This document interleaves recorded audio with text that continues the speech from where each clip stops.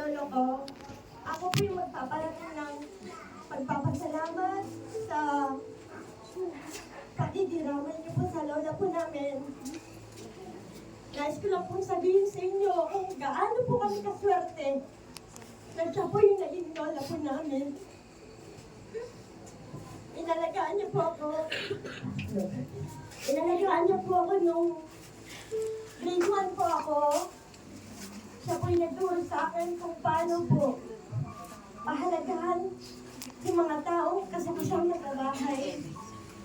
At siya po yung nagparanas kung paano po ang pakiramdam ng pagiging apo. Sila po sa lola ko. Kahit po malayo ako, nang nalaman ko po na wala na yung lola ko, kinabukasan po is nagbiyahe po ako para po masilayan kahit na nakahinay na po siya. Batid naman po natin na lahat tayo ay patungo doon sa sinasabi po nila na langit. Pero alam ko po kung paano mananatiling buhay ang lola po namin sa amin ay yun po ay kung paano po natin pahalagahan at alalahanin yung pagmamahal, pag-aalaga at mabubuting gawa po niya. Kahit na hindi na po natin maalala yung hugis ng mukha niya, yung haplos niya, yung mainit na yakap niya.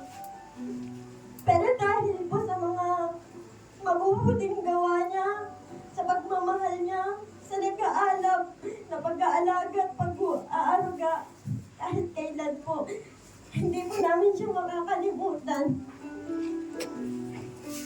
Sa mga maiiwan po ni Lola, alam ko po na wala po tayong magagawa kundi magpakatatag po at magpakalakas. Kasi marahil sa kabilang buhay po, magtatagpo-tagpo rin po tayo. At sa mga nakakilala naman po sa lola ko, alam niyo naman po at nakita niyo naman po kung gaano po masaya yung mukha niya, di ba? Napakaganda, napakaaliwalas, na para bang sinasabi po niya sa atin na huwag po sanang mabigat yung pagpapakawala natin sa kanya. Na sana sa mga naiwan po niyang pangarap, ipagpatuloy po natin at sana hindi po natin siya makalimutan sa pamamaraan po ng mga mabubuting gawa na iniwan niya po dito sa lupa. Masarap po palang magkaroon ng lola na magpaparamdam po sa inyong pagmamahal. Yung hindi po magdagamot. Yung naisusubo na nga lang niya, ibibigay pa po sa inyo. Sobrang saksi po ako sa kung gaano po niya kamahal yung mga anak niya, yung mga tito ko po, at maging po yung mga apo niya ngayon. Maging din po sa pagmamahal niya po sa lolo ko. Taon-taon po ako umuwi sa kanila para po bisitahin kasi sa Bulacan pa po ako nag-aaral. Pero ngayon po, kahit wala na po siya, tataon-taonin ko pa rin pong bibisitahin yung mga laalang iniwan niya sa lugar na to. Saksi po ang bawat sulok ng bahay na to. Sa mga alaala, sa pagmamahal, sa mga kanin na pinaghahatian namin, sa mga baon na pinipilit niyang i-provide para mapigyan niya ako kasi 10 piso lang, malaking bagay na po yun nung mga taon na nag-aaral po ako. Pero yung pagmamahal po niya, wala pong katumbas na pera yon. Kaya, sa ngalan po ng mga tito ko, sa mga tita ko po, kayo na pong bahala kay Lolo kasi kayo lang po yung nandito. Hindi po ako makapag-stay dito kasi nag-aaral pa naman po ako. At pinagpapasalamat ko po yung pagmamahal ni Lola sa akin kasi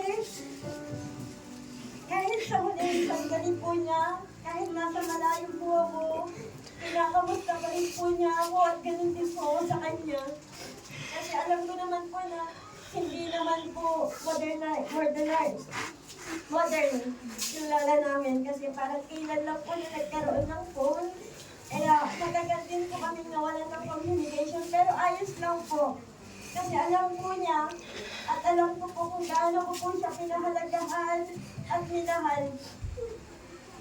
Kaya Lola, mag-fly high ka na po. Masaya po yung mga alaala na binigay mo sa amin sa pagmamahal bilang apo mo. Alam mo po kung gaano po kita minahal noon na kahit saan ka magpunta kasama mo ako. Kaya Lola,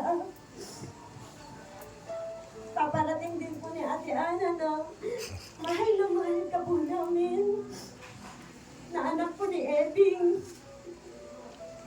Kasi ramdam po namin kung paano niyo po i-welcome yung family namin dito. Naramdaman po namin kung paano po maging pamilya sa inyo. Kaya salamat Lola sa pagmamahal. Wala pong makakalimot sa inyo Lola.